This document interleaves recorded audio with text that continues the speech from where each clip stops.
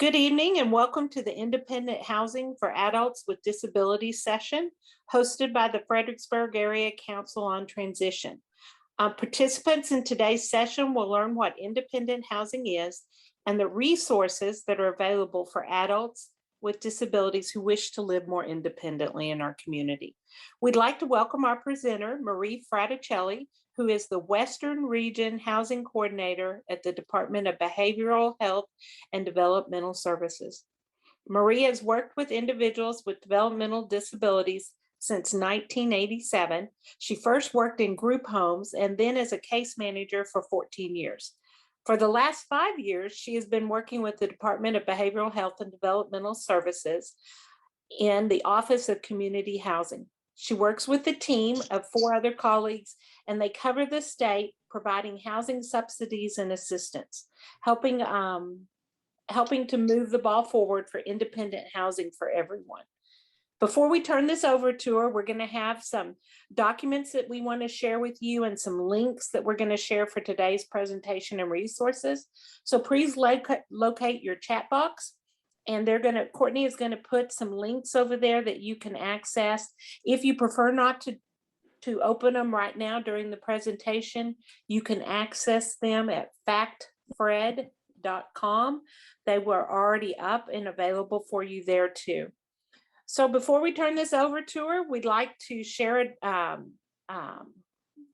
documents, but we also have some housekeeping reminders. The presentation is being recorded, and the recording will be posted over at factfred.com for your future reference, so you can come back and listen to it anytime you need. We ask for all participants to stay muted throughout, just to help with any background noise that might be happening around you. And if you have a question for the presenter, just go put it in the chat box. We have a moderator that's going to be watching the chat box, gathering those questions and asking those at the end of the presentation. So thank you and welcome, Mrs. Fraticelli. Hi, everybody. So making the move to independent housing, ready, set, rent. I want to give you a little background before we go to the next slide. The Department of Justice came into the state of Virginia and looked at our rate of individuals that were living independently, as well as the types of places individuals with developmental disabilities were living.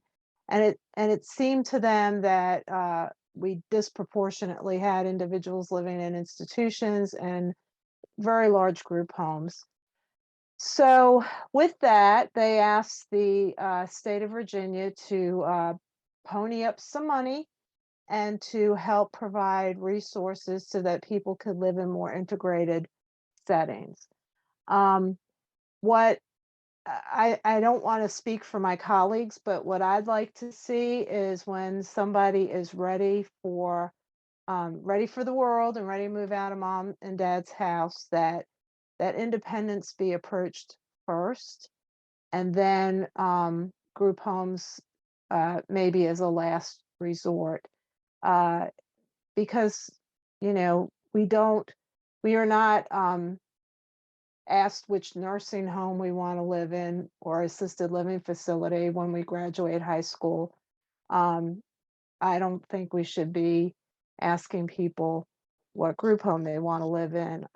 If they want to live independently, I think that needs to be the first hurdle that we overcome any barriers and make that possible for them. And I think that is the direction that we're trying to go in, and that doesn't mean that group homes are going to be gone. It just means that folks are going to have a little more autonomy with their lives. So integrated life definition, long-standing vision for Virginia includes having a system of supports and services where the individuals with disabilities have opportunities for freedom, equality, opportunity to participate fully in public life to the extent that people define their own integrated life based on what is important to them. We do a little exercise in some of the information sessions I do. Everybody in the room is asked to write out what their morning routine is like. You know, do you brush your teeth as soon as you wake up and then eat breakfast and watch the news? Or do you meditate when you first get up and then eat breakfast and brush your teeth? Do you drink coffee? How do you take your coffee? Do you take it black? Do you take it with sugar and cream? And after people write out everything they do from the moment they open their eyes to the moment they step out their front door, then they switch it with the person sitting next to them.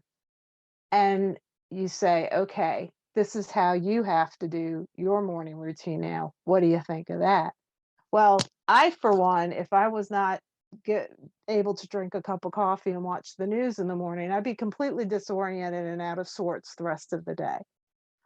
That might totally bother somebody else who prefers to brush their teeth and meditate first thing in the morning. So as you can see, what people choose and prefer can be very important, and can really influence how the rest of their day goes. So based on that, living in a congregate setting with other people sometimes can be problematic because just because of running things smoothly, everybody has to kind of sort of do the same thing. Um, and with independent living, you're able to have a life that's important to you and to do things the way you prefer to do them. So that's what we like to see people have. Not just, you know, how do you take your coffee, but all the way down to, you know, do you like going to the movies or do you like going to sporting events? Um, do you like going to church on Sunday or synagogue on Saturday? These are all things that influence all of us, and we like to have options.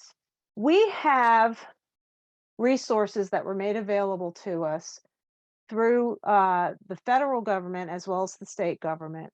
And what we had to do was, again, based on what the Department of Justice wanted to see, we had to create a criteria for independent living. And we have had to define who was in the settlement agreement population. So, for the purposes of what I'm talking about today, we're talking about subsidies and we're talking about resources that are made available to people that are in the settlement agreement population. So that would be people who are 18 and older and are in one of the categories that are following, and that would be an individual who meets the Individual Developmental Disability Eligibility Waiver Survey, the VIDES, and can get on the waiver wait list.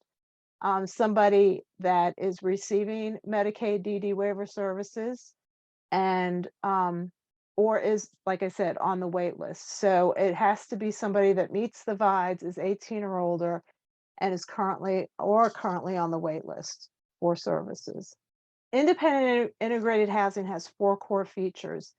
Um, Again, for our purposes and for our resources, the individual would not be to be considered living independently. They are not residing with a parent, grandparent, or guardian. They can live in housing with anyone that anyone without a disability would live in. They have individual social, religious, educational opportunities, and are able to participate in community life or not, if that is their preference. The housing is affordable, so the individual would pay no more than 30% of their adjusted gross income towards housing. This one is kind of the hardest thing to keep in mind. So, because I myself have problems with math and trying to remember, okay, how does this work? Keep in mind the rent can be within a certain amount. It could be from $600 to $1,200. That is not what we're looking at. For independent housing, the individual's not paying more than 30% of their adjusted gross income. So that's what the subsidy is. They pay 30% of their adjusted gross income, and the state pays the remainder of the rent. So they pay 30% of their adjusted gross income towards the rent, and the state pays the remainder. That's because that is a standard that's used for most of us when we have a mortgage or rent. That's what we should use as a budget type situation. Unfortunately, when you are limited and have limited in your income because you say you only get SSI or you only have a part-time job, um, it's impossible to afford rent any other way. So with that acknowledgement, the state of Virginia has provided funds as well as the federal government to help pay for or to subsidize rent for individuals with developmental disabilities that are in the target population. Um, Housing should be accessible and barrier free. The housing is leased or owned by the individual. So that person can have a roommate, that person can have a live-in aide, that person can live with a brother, sister, aunt, uncle, cousin, friend, whatever, but their name has to be on the lease for it to be considered independent, integrated independent housing. And the housing is not contingent upon participation in services and vice versa. So that would mean that that would exclude them living in a place where there is some type of licensing, licensed services, Medicaid waiver services being provided. They can get licensed Medicaid waiver services, but if they want to fire their service provider, they don't have to leave their housing, which is not the case, say, in a congregate setting. If you are receiving services from Acme service provider in an Acme group home, and you decide, the house is great, love my room, love my roommates, but I don't really like your staff so much. Um, well, then guess what? You can't stay there. You have to leave. So the independent housing is different. You could have in-home providers of your choice. You could have independent living support providers of your choice. You can have supported living providers of your choice. You don't have to receive the services um, that are attached to the living situation. So people that provide support. So if a person is living independently and say they're on the waiver wait list and they don't have waiver services, there are other people that provide support. Think about who supports you. I think about who supports me. Um, when I was sick this past year, I had more casseroles and brownies than I could handle from my church family and my neighbors. Um, we have family members that come and help us when we need assistance. Sometimes, we have spouses that will help us with things that maybe are typically our job, or we divide up the work between our spouse and ourselves or our children. These are natural supports. They are unpaid people who support us when we need support.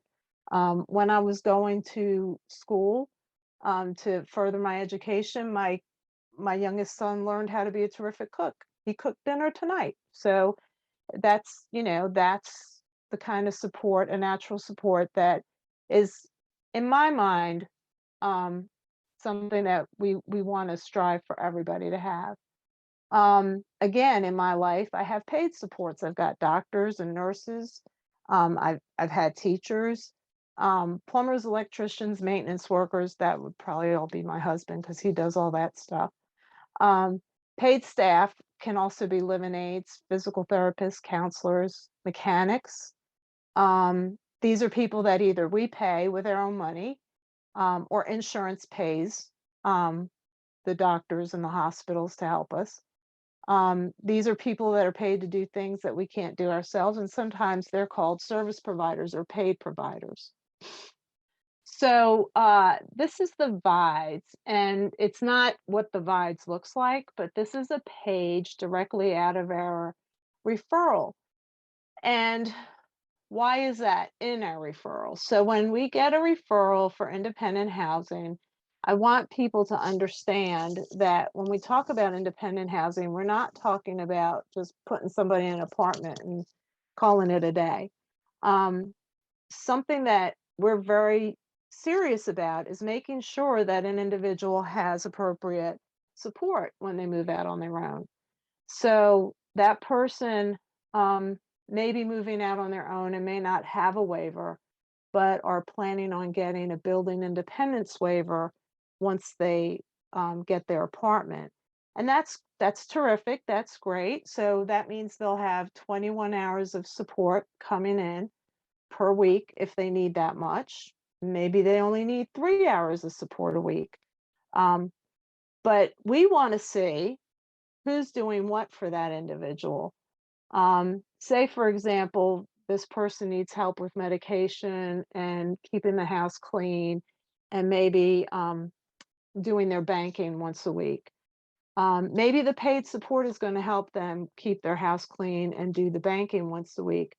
But maybe mom and dad have always helped them do their medication and do their doctor's appointments. Well, that's great. We can keep that. They don't have to take the paid support for that. Mom and dad could still take them to their doctor's appointments and fill up their pill minder.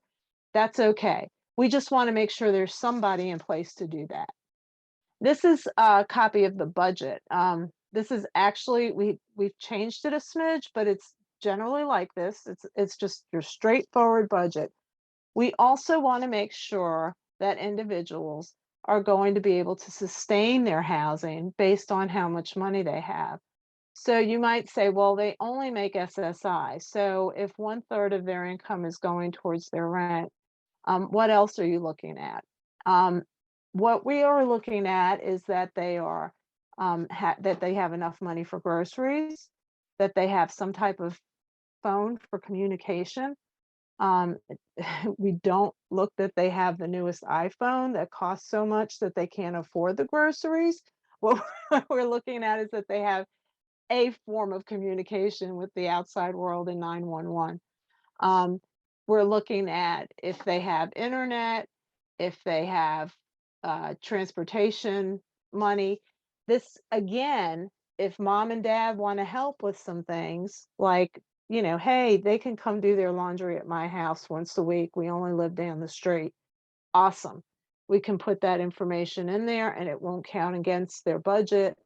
Um, that's, those are some things that I took advantage of when I was younger and lived on my own. I had mom and dad's washer and dryer to lean on. So uh, it's not out of the realm of possibility that somebody may have a really tight budget, but maybe they have some alternative sources. And we like to work with the case managers and the families and the individuals and try to figure these things out. Um, Frequently, I'll get somebody that does have a really expensive cell phone, and I'll say, I'm glad you got a really expensive cell phone. I'm sure you enjoy it. However, if you had a Medicaid phone, it would be free and that would give you more money for transportation or eating out or entertainment or food if they need it. So this is what we're looking at to see that a person is able to financially sustain independence. So there are a couple of different things that we can offer to an individual who is looking for independent housing in the state of Virginia. There is your standard housing choice voucher, which is a federal program. We have 127 housing choice vouchers from the Virginia Housing Department. They are currently all in use, I believe. But we do have some turnover with those, and we do occasionally have some available. Um, so that might be one source of subsidy. Again, the person pays 30% of their income towards their rent, and the Housing Choice Voucher Program would pay the rest. The next one is the State Rental Assistance Program, and that's where the state has set aside funds to pay rent for individuals with developmental disabilities. Same thing. It's based on the Housing Choice Voucher Program, and it's very similar in a lot of ways. But what's nice is the State Rental Assistance Program actually reaches more places than the Housing Choice Voucher Program reaches. So that's pretty cool. I think that's pretty awesome. And we're still growing. Every year we get some new areas that are coming on board. I will be honest, there are some places we don't have state rental assistance, but in your neighborhood, we do have it. So we have access to that and Housing Choice Voucher Program.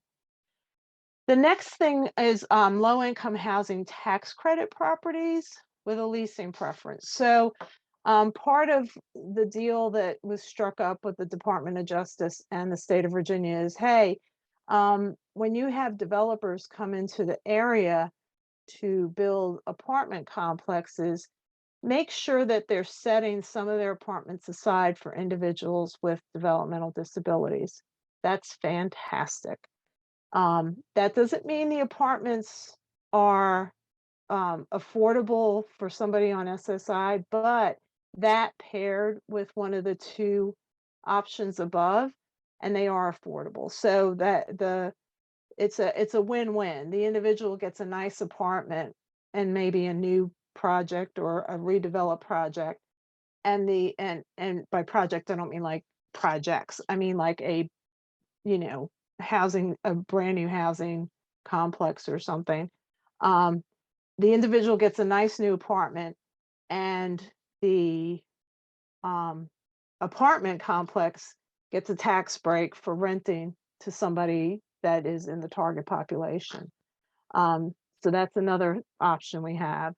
And then finally, we have DBHDS flexible funding. So this is uh, two pots of money, because moving into an apartment can be kind of expensive. So these are two pots of money. The first pot is $5,000 lifetime cap for somebody, again, either on the waiver wait list or receiving waiver services, to buy household furnishings, dishes, glasses, a bed, all that kind of good stuff. And also to pay their first month's rent, their security deposit, their utility deposits. So it's very helpful, because that's not money that people typically have laying around, especially people that are on SSI, right? They just don't have that money in savings to spend on those kinds of things. So with this $5,000, we can help them get set up in their very first apartment. The other pot of money, the $5,000 in the second pot of flexible funds, is for individuals that maybe they didn't know that when the toilet was running, that their water bill was also going up. Okay, and maybe they end up owing the water company like an exorbitant amount of money because their toilet was running and they just didn't know.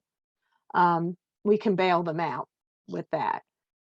Say, for example, they broke a window or something when they were moving some furniture around in their apartment, and now they have to pay for that window.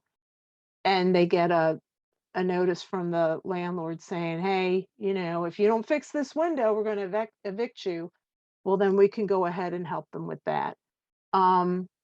If somebody goes into a hospital situation for like a month or something and can't pay their rent, we can go ahead and pay their rent for them for a certain amount of time. So we do have some restrictions on what we can use that second pot of money for, and when and how often. And one of the things we also ask is, how are we going to prevent this from happening again? Okay. We had a couple of instances where, you heard about the mail being an issue in some parts of the state, mail delivery. We had some landlords that weren't getting their rent on time and started charging late fees. We have flexible funds pay for those late fees because it wasn't their fault. It was not the individual's fault. And it wasn't, it wasn't anybody's fault. It was the post office's fault, but we couldn't get the post office to pay the late fees. So flexible funds pay the late fees. So those people wouldn't be penalized. So we can use flexible funding for a lot of different things. $5,000 for first initial move-in and $5,000 for any issues that come later down the line. So this is the Housing Choice voucher program. Like I said, it is you can bring it to a lot of different places. Sometimes it's the Department of Social Services that provides Housing Choice vouchers. There are some nonprofits that have wait lists. There's some local public housing authorities. As I said before, we have a pot of housing choice vouchers that we are able to send to different parts of the state when that's what's needed in that area. So if we don't say have SRAP in that area, we might use a housing choice voucher if we have one available. Maybe we'll have a wait list. I don't think we've had a wait list for more than a month for this. So right now we're in good shape with the housing choice vouchers. And like I said, SRAP has made it so we don't have to use or get any new housing choice vouchers at this time. Okay, the next slide. State rental assistance, again, they lease their own units. Fair market rent is used as the payment standard. And I'm going to talk about that for a minute after I go through this list. Contributing 30 to 40% of adjusted gross monthly income towards rent with the utility allowance. They get support from a variety of sources, which are provided separately from their housing. And they can't live with a parent, grandparent, or guardian. I want to talk a little bit about fair market rent. So if somebody wants to rent an apartment, the state of Virginia is going to help this individual that is in the target population, and they're going to say, okay, you pay 30% of your income towards that rent and we'll pay the remainder. But they're not going to let the individual rent a penthouse apartment in downtown Manhattan. This is just not going to happen. They're not going to let them rent a really swanky place in downtown Fredericksburg. They are going to get a nice apartment. They are going to get an apartment that you or I would probably be able to afford and enjoy. But it has to meet the fair market rent. And you can find that information at HUD, HUD.gov. If you just Google fair market rents, it will take you to this lovely little page where you can put in the state, you can put in the city, you can put in the county, and it'll tell you exactly how much we will pay, or Housing Choice Voucher will pay, for a 1-bedroom or a 2-bedroom or an efficiency.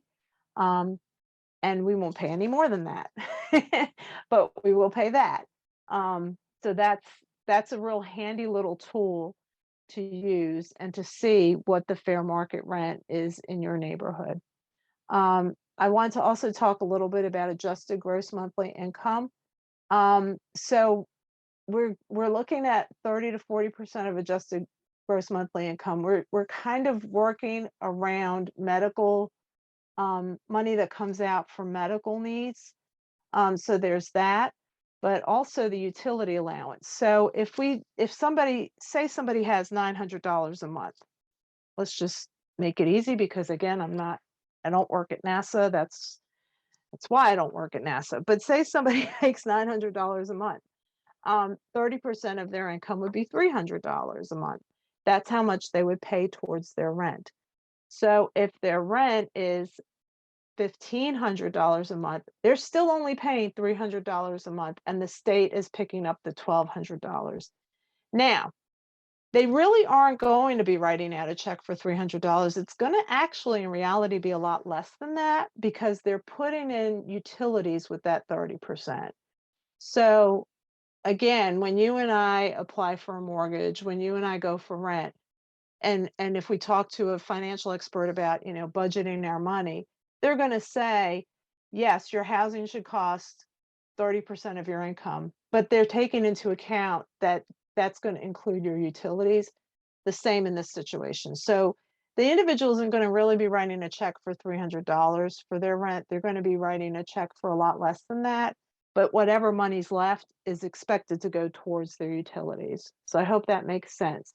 And if you don't remember this, I go over it with case managers on a daily basis, and I'd be happy to go over it with you on a daily basis if it's just too much information right now. I get it, but I just want to kind of put it out there so you get an idea that the person is not paying more than 30 to 40% of their income towards their rent. Okay, LIHTC, already talked about this a little bit. The rents might be higher than what a single person on Social Security, supplemental security income can afford. or Social Security disability can afford. However, if they have SRAP or a housing choice voucher, um, they they will be able to use that resource to help them get the apartment. Um, some apartments, some LIHTCs have rental assistance attached to them. Um, and also they have a preference. So here's the other cool thing about LIHTCs. They are, when a brand new apartment complex gets put up, and if they have set asides for people in the target population, they have to call me and tell me, hey, we're putting up a brand new apartment complex in Fredericksburg. We have set asides. We have 5 apartments set aside here for individuals that are in the target population. Do you have anybody that's interested in any of these apartments? Um, and then we have to let them know. So they actually don't they don't have to fight the crowds to get those apartments. In other words, they're waiting for me to tell them if we have anybody to fill those apartments or not. Okay, so they're set aside for this settlement agreement applicants. If I don't have a referral, if I don't have anybody that's interested in them, then I have to say to them, okay, you can rent them to anybody because we don't have anybody interested. But if I do have somebody interested, they have to hold it open until that person gets all their ducks in a row and is able to lease up. Okay, so it's actually really nice that we have this worked out and have some apartment complexes that are participating. And it's a real stringent process they have to go through to get these low income housing tax credits. So it's not easy for them to do it, but it's really awesome for us to have. So again, a little complex, but I'm happy to explain it again to whomever is interested in learning more about it. So the referral process should happen when a person has made an informed decision that they want to live or live in rental housing and wants to be a leaseholder. They have to understand they can't live with a parent, grandparent, or guardian. They need to be ready to move within 60 to 120 days of being referred. Now, when it comes to the using the low income housing tax credit units, we can fudge that time frame a little bit because of construction. So, if the apartment is supposed to be ready by April and it's not ready till June, we can fudge that 60 to 120 days. Um, they will they will have adequate waiver or non-waiver or natural supports in place to obtain and maintain housing. Again, we're really invested in making sure that people have the supports they need. So the support coordinator, they have to have a support coordinator. So if you're working with somebody that is on the waiver wait list and is interested in living independently, you're going to need to get in touch with the community service board and have your support coordinator complete the housing referral, and they need to send it to DBHDS. DBHDS, that's me, will check for completeness and verify that they're in the target population. And then I will forward it on to the local subsidy administrator based on availability. So if we have SRAP certificates available, if we have housing choice vouchers available, I forward it to the agency that will. So I'm checking that referral to make sure that there's money in the budget this person can fiscally handle living independently. I'm making sure that this person has the supports they need to live independently. I'm making sure that they are in the target population. I'm making sure if they don't have the supports that we figure out how we can help them get the supports. There's a lot of ways we can kind of work that out. And I hope to find some time to explain that later. But after I feel confident that this person's in a good position to go ahead and live independently, I forward this referral on to our SRAP administrators. they will do all the math. They will take the paycheck stubs, they will take the savings account information, they will take all this information and put it all together and then say, okay, this is how much you can afford. This is the apartment you can afford. Here's the fair market rents in your area. This is how much your utilities might cost. Now go find an apartment. And then after they find an apartment, they will see, so it shows that the subsidy administrator will set up an appointment with this case manager and the individual, or the individual and their parents, whoever wants to go with the individual. They will complete the process, have picture ID, social security card. Once approved, the certificate is given, but then when they find the housing, the SRAP administrator has to come in and inspect the apartment and make sure that it's not a shack in somebody's backyard, that is habitable, that it's safe, and that it meets all the housing quality standards. And then they can sign a lease. So we don't want anybody signing a lease for something that isn't habitable and has not been eyeballed by the housing, the SRAP administrators, to make sure that it's a safe place.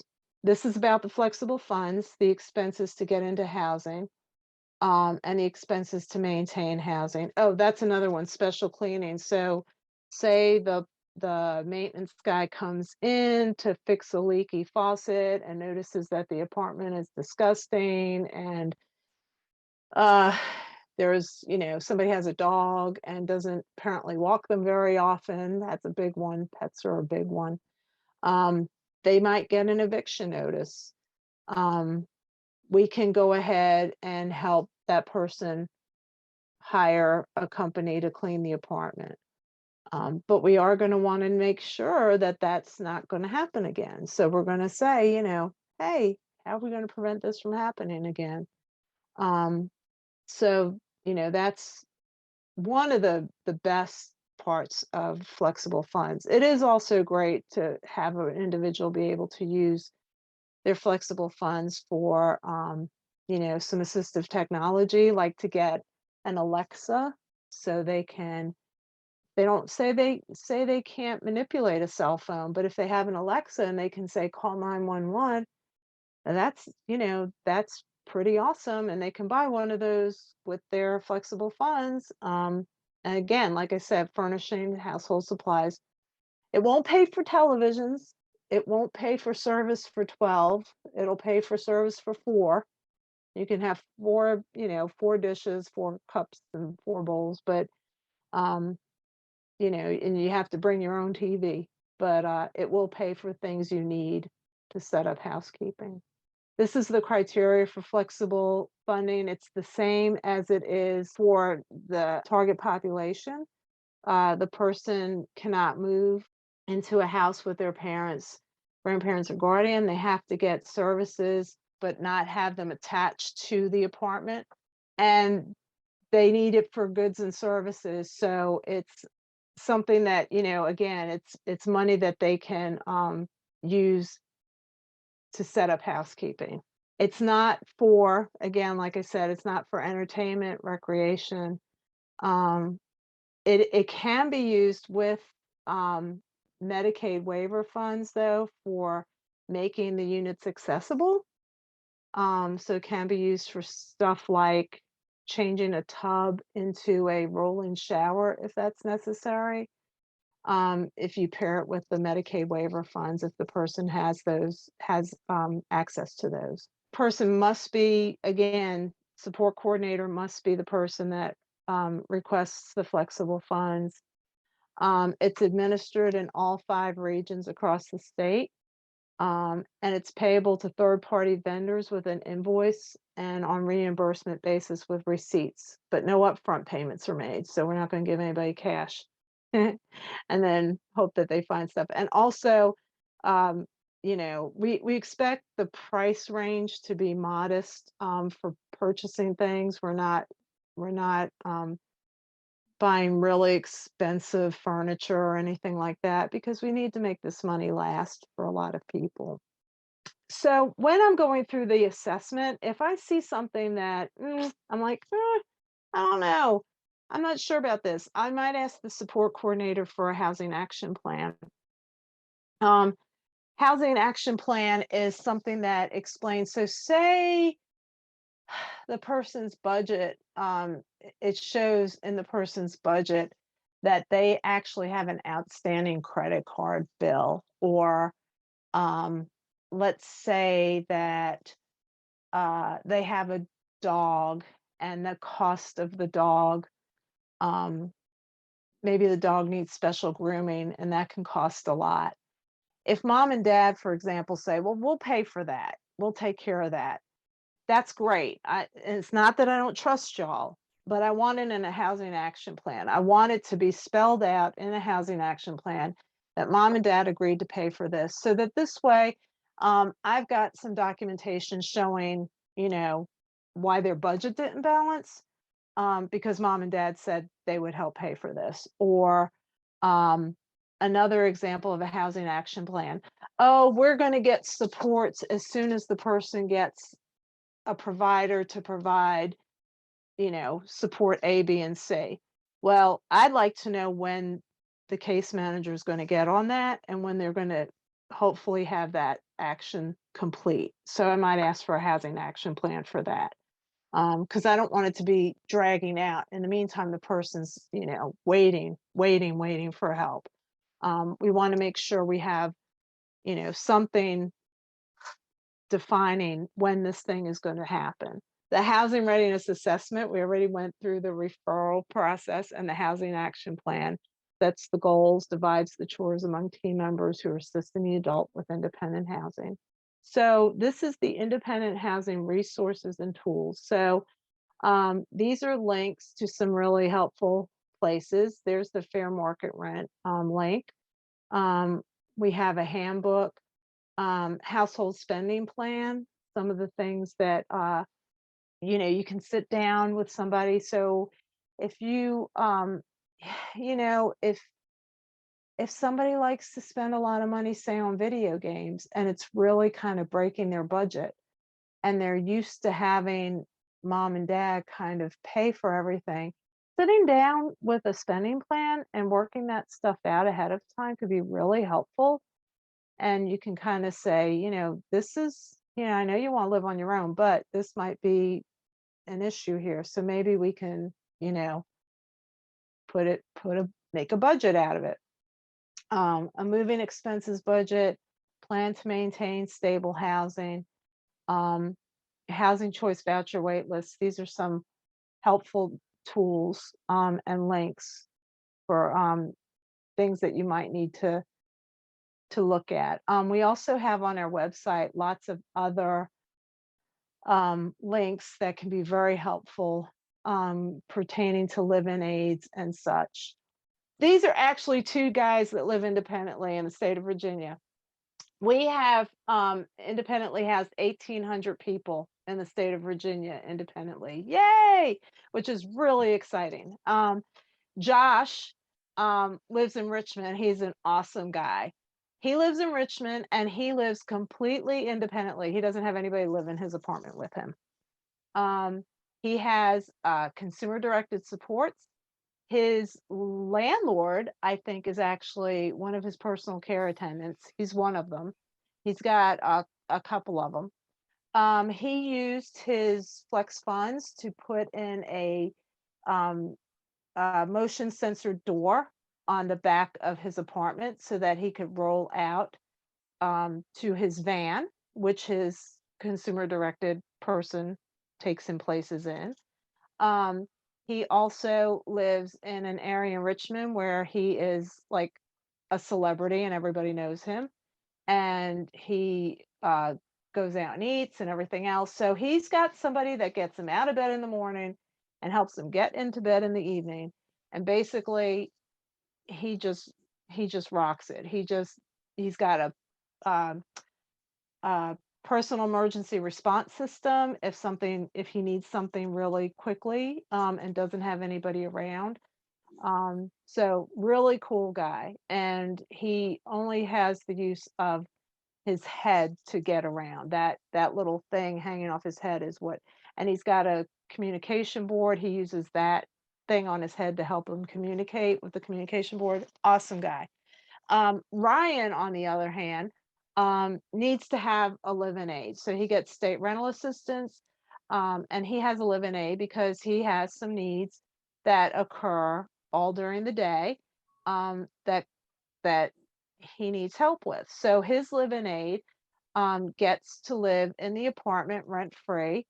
They have their own room, and it's a really good deal for some folks. So when Ryan goes to work or his day support program, his live-in aid is free to go to their job if they want to. He doesn't need the live-in aid while he's in day support or while he's at work, but he does need it when he's at home. And as long as the live-in aid is there when he's at home, they can earn a living and none of their money goes towards the rent.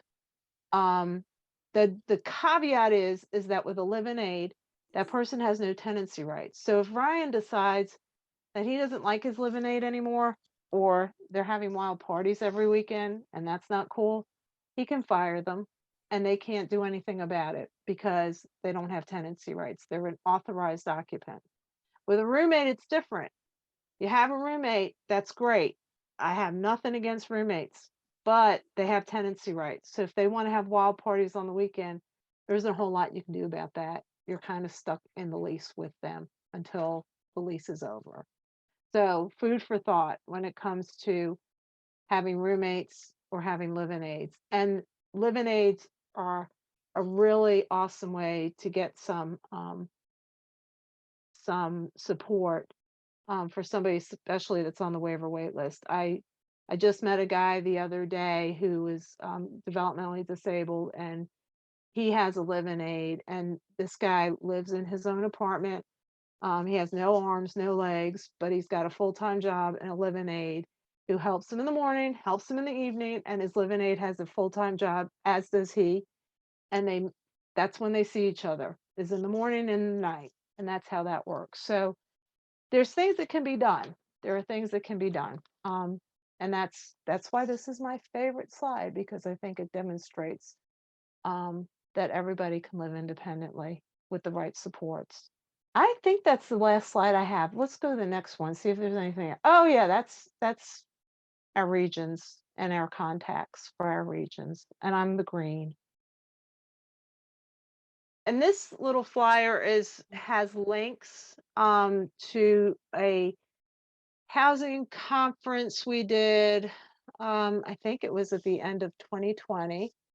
And it has some information on creative housing approaches, live-in aides or roommates, preparing for transition. So it has some really, helpful YouTube links.